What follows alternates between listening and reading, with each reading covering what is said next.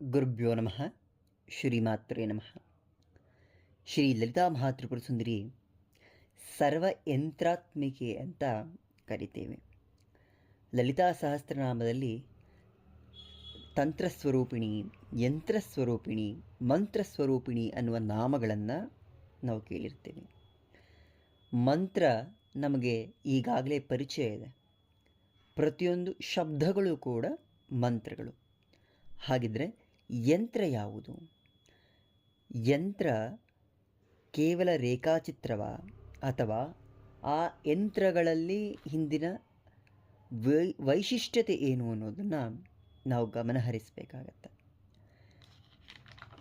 ನಮ್ಮ ಋಷಿಮುನಿಗಳು ಹೇಳುವ ಪ್ರಕಾರ ಅಥವಾ ಅವರು ನೀಡುವ ಮಾರ್ಗದರ್ಶನದಲ್ಲಿ ನಾವು ತಿಳ್ಕೊಳ್ತಾ ಹೋದರೆ ಯಂತ್ರಗಳು ಸ್ವತಃ ಆ ಯಂತ್ರದಲ್ಲಿರುವ ಯಂತ್ರ ದೇವತೆಯ ಸ್ವರೂಪ. ನಾವು ಯಾವ ದೇವತಾ ಸ್ವರೂಪದಲ್ಲಿ ಭಗವಂತನನ್ನು ಆರಾಧನೆ ಮಾಡ್ತೀವಿ, ಪ್ರತಿಯೊಂದು ದೇವತೆಗಳಿಗೂ ತಮ್ಮದೇ ಆದ ಯಂತ್ರಗಳಿದೆ. ಆ ರೇಖಾಚಿತ್ರದಲ್ಲಿಯೇ ಬೀಜಾಕ್ಷರಗಳನ್ನು ಬರೆದು ಆ ಯಂತ್ರ ಸ್ವರೂಪದ ಭಗವಂತನನ್ನು ಪೂಜೆ ಮಾಡಿದಾಗ ಸಾಕಷ್ಟು ಬೇಗ ಬಲವನ್ನು ಕೊಡ್ತಾರೆ. ಒಂದೊಂದು ದೇವತೆಗಳಿಗೆ ಒಂದೊಂದು ಯಂತ್ರಗಳಿದೆ. ಗಣಪತಿಗೆ ಗಣಪತಿ ಯಂತ್ರ, ಶಿವನಿಗೆ ಶಿವನ ಯಂತ್ರ, ವಿಷ್ಣುವಿಗೆ ವಿಷ್ಣುವಿನ ಯಂತ್ರ. ಹಾಗೆ ಲಲಿತಾ ಪರಮೇಶ್ವರಿಗೆ ಇರುವ ಯಂತ್ರ ಸ್ವರೂಪವೇ ಶ್ರೀಚಕ್ರ. ಶ್ರೀಚಕ್ರವನ್ನು ಯಂತ್ರಗಳ ರಾಜ ಅಂತ ಕರಿತೀವಿ. ಯಾಕೆ? ಎಲ್ಲ ದೇವತೆಗಳ ಯಂತ್ರವೂ ಕೂಡ ಶ್ರೀಚಕ್ರದಲ್ಲಿಯೇ ಇದೆ. ಶ್ರೀಚಕ್ರದ ಉಪಾಸನೆ ಮಾಡುವುದರಿಂದ ಅಥವಾ ಶ್ರೀಚಕ್ರವನ್ನು ನಿಯಮಿತವಾಗಿ ನಾವು ನಿಯಮಬದ್ಧವಾಗಿ ಪೂಜೆ ಮಾಡೋದ್ರಿಂದ ಎಲ್ಲ ದೇವತಾ ಶಕ್ತಿಗಳ ಅನುಗ್ರಹವನ್ನು ಪಡೆಯಬಹುದು. ಪ್ರೀತಿ, ವಿಶ್ವಾಸ, ಆ ಭಕ್ತಿಯ ಭಾವನೆ ದೇವರೆಲ್ಲ ಪೂಜೆಯಲ್ಲಿದ್ದಾಗ ಆತ ಬಹುಬೇಗ ಒಲಿತಾನೆ. ಭಗವಂತನಿಗೆ ಬೇಕಾದದ್ದು ಕಾಟಾಚಾರವಲ್ಲ, ಆಡಂಬರದ ಪೂಜೆಗಳಲ್ಲ, ಅಲಂಕಾರವಲ್ಲ. ನಮ್ಮ ನಿರ್ಮಲವಾದ ಮನಸ್ಸಿನ ಭಾವನೆಯ ಭಕ್ತಿ. ಭಾವನೆ ಹೇಗಿರುತ್ತೆ ಹಾಗೆ ಭಕ್ತಿ ಇರುತ್ತೆ. ಯಂತ್ರಗಳಲ್ಲಿ ಸಾಕಷ್ಟು ಯಂತ್ರಗಳಿದೆ. ನಮ್ಮ ಪ್ರತಿಯೊಂದು ಇಚ್ಛೆಗಳನ್ನು ಈಡೇರಿಸುವುದಕ್ಕೆ ಒಂದೊಂದು ಯಂತ್ರಗಳಿದೆ. ಧಾರಣಾ ಯಂತ್ರಗಳಿದೆ, ಪೂಜಾ ಯಂತ್ರಗಳಿದೆ. ಯಂತ್ರಗಳನ್ನು ಒಂದು ಕಾಸ್ಮಿಕ್ ಎನರ್ಜಿಯನ್ನು ಹಿಡಿದಿಟ್ಕೊಳ್ಳುವಂಥ ಒಂದು ಶಕ್ತಿ ಚಿನ್ನದಲ್ಲಿ, ಬೆಳ್ಳಿಯಲ್ಲಿ, ತಾಮ್ರದಲ್ಲಿ ಅಥವಾ ಹಾಳೆಯ ಮೇಲೆ, ಭೋಜಪತ್ರೆಯಲ್ಲಿ ಅನೇಕ ಬೇರೆ ಬೇರೆ ವಿಧವಾದ ಲೇಖನಿಗಳಿಂದ ಆ ಯಂತ್ರವನ್ನು ಬರೆದು ವಿಧಿವತ್ತಾಗಿ ಷೋಡಶೋಪಚಾರ ಪೂಜೆಗಳನ್ನು ಮಾಡ್ತಾ ಅನುಷ್ಠಾನಬದ್ಧವಾಗಿ ನಿಂತ್ಕೊಂಡಾಗ ಆ ಯಂತ್ರ ದೇವತೆಯ ಅನುಗ್ರಹ ಬಹುಬೇಗವಾಗುತ್ತೆ.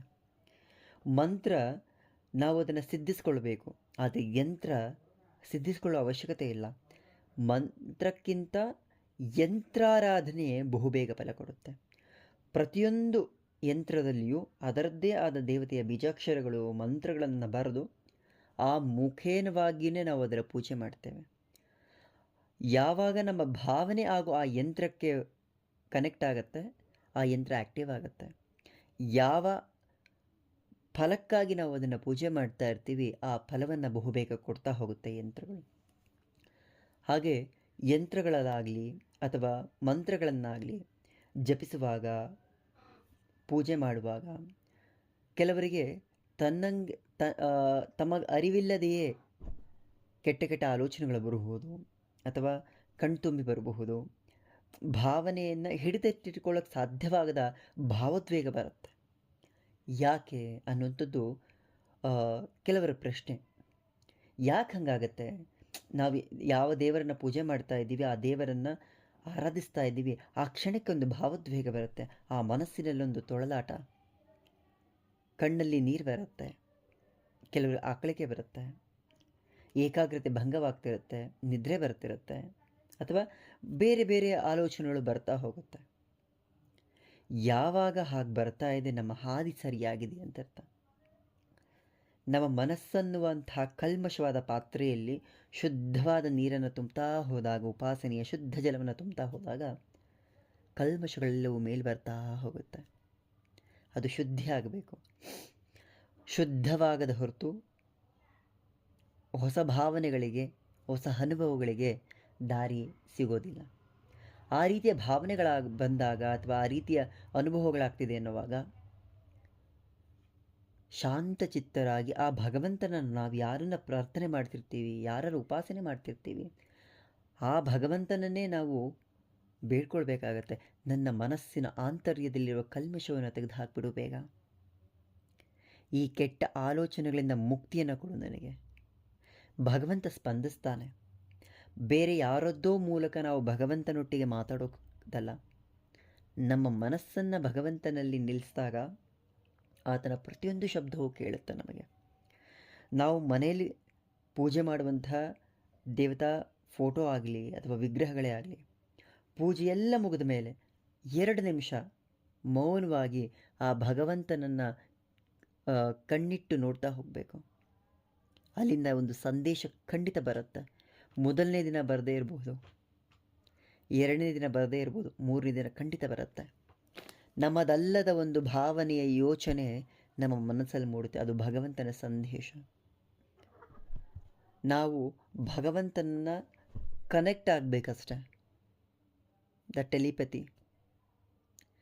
ಭಾವನೆಗಳಿಂದ ಅವನನ್ನು ಹಿಡ್ಲಿಕ್ಕೆ ಸಾಧ್ಯ. ಭಾವನಾತೀತ. ಭಾವನೆಗಳಿಗೆ ವಶವಾಗಿ ಹೋಗ್ತಾನಾತ. ಶುದ್ಧ ಆಂತರ್ಯ ಇಟ್ಕೊಳ್ತಾ ಹೋಗಬೇಕು. ಯಾವಾಗ ಶುದ್ಧ ಆಂತರ್ಯದಿಂದ ನಾವು ಭಗವಂತನನ್ನು ಉಪಾಸನೆ ಮಾಡ್ತಾ ಹೋಗ್ತೀವಿ, ಅವಾಗ ಬೇರೆಯವರ ಯಾರ ಅವಶ್ಯಕತೆ ಇರೋದಿಲ್ಲ. ಬೇರೆಯವರು ಯಾರು ಏನು ಹೇಳಿದ್ರೂ ತಲೆಗೆ ಹಾಕ್ಕೊಳ್ತಾ ಹೋಗ್ಬಾರ್ದು. ಇದನ್ನು ಮಾಡಬಾರ್ದು ಅಂದರೂ ನಿಮ್ಮ ಮನಸ್ಸದನ್ನು ಮಾಡು ಅಂತಿದ್ರೆ ಮಾಡ್ತಾ ಹೋಗಬೇಕು. ಉದಾಹರಣೆಗೆ ಸಾಕಷ್ಟು ಜನರಿಗೆ ಹೇಳ್ತಾರೆ, ಪ್ರತ್ಯಂಗಿರೆಯನ್ನು ಮನೆಯಲ್ಲಿ ಇಟ್ಟು ಪೂಜೆ ಮಾಡಬಾರ್ದು, ಅವಳು ಉಗ್ರ ದೇವತೆ ಅಂತ.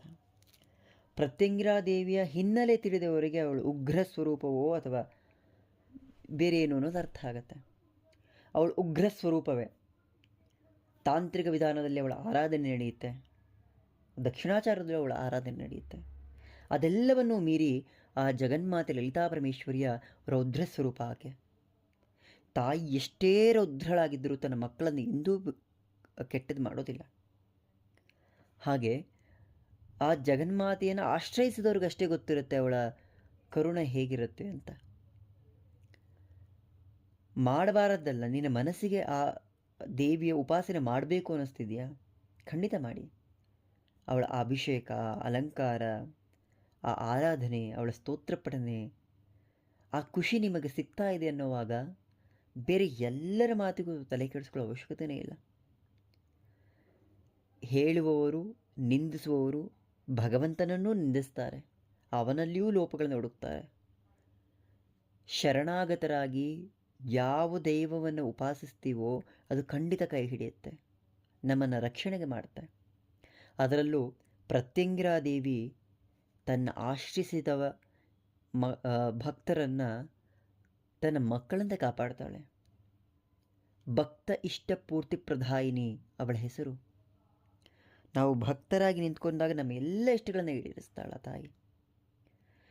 ಹೋಮ ಹವನಗಳನ್ನು ಮಾಡೋ ಅವಶ್ಯಕತೆ ಇಲ್ಲ ಅವಳನ್ನು ಒಲಿಸ್ಕೊಳ್ಳೋದಕ್ಕೆ.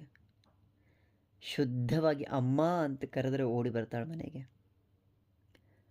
ಅವಳು ಉಪಾಸನೆಗೆ ಈಗ ಅದೊಂದು ವ್ಯಾಪಾರೀಕರಣ ಆಗಿಬಿಟ್ಟಿದೆ. ಎಲ್ಲಿ ನೋಡಿದ್ರು ಪ್ರತ್ಯಂಗಿರಾ ಹೋಮ, ಪ್ರತ್ಯಂಗಿರಾ ಹೋಮ. ಯಾವುದೇ ಸಮಸ್ಯೆಗಳಿದ್ರೂ ಪ್ರತ್ಯಂಗಿರಾ ಹೋಮ. ಪ್ರತ್ಯಂಗಿರಾ ಹೋಮ ಮಾಡೋದ್ರಿಂದ ಎಲ್ಲವೂ ಸಿಗುತ್ತೆ. ರಾವಣನ ಮಗ ಇಂದ್ರಜಿತ್ ಕೂಡ ಪ್ರತ್ಯಂಗಿರಾ ಯಾಗವನ್ನು ಮಾಡಿದ್ದ. ಸಾತ್ವಿಕವಾಗಿ ಅಥವಾ ತಾಮಸಿಕವಾಗಿ ಈ 2 ಹಾದಿಗಳಿದೆಯಲ್ಲ, ಅದೆಲ್ಲವನ್ನೂ ಬೀರಿದ್ದು ನಮ್ಮ ನಂಬಿಕೆ ಹಾಗೂ ನಮ್ಮ ಭಕ್ತಿಯ ಮಾರ್ಗ. ಅಲ್ಲಿ ನಾವೇನನ್ನು ಬಯಸೋದೇ ಬೇಡ. ನೀನು ಬಯಸೋದಕ್ಕಿಂತ ಮುಂಚೆ ಆ ಜಗನ್ಮಾತೆ ನಮಗೆ ಕೊಡ್ತಾ ಹೋಗ್ತಾಳೆ. ಪ್ರೀತಿಯಿಂದ ಕಾಣಿ ದೇವರನ್ನು. ಶುದ್ಧವಾದ ಮನಸ್ಸಿನಿಂದ 5 ನಿಮಿಷ ಆ ಜಗನ್ಮಾತೆಗೆ ಸಮಯವನ್ನು ಕೊಡಿ.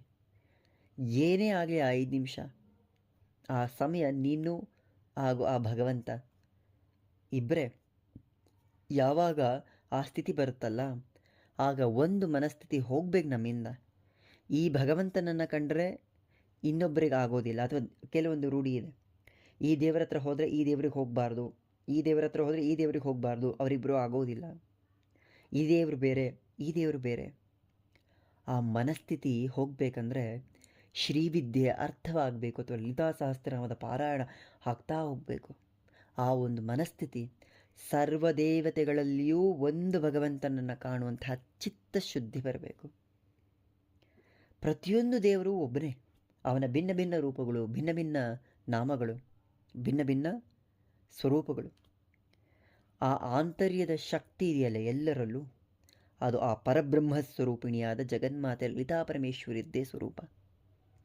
She is the final, she is the last.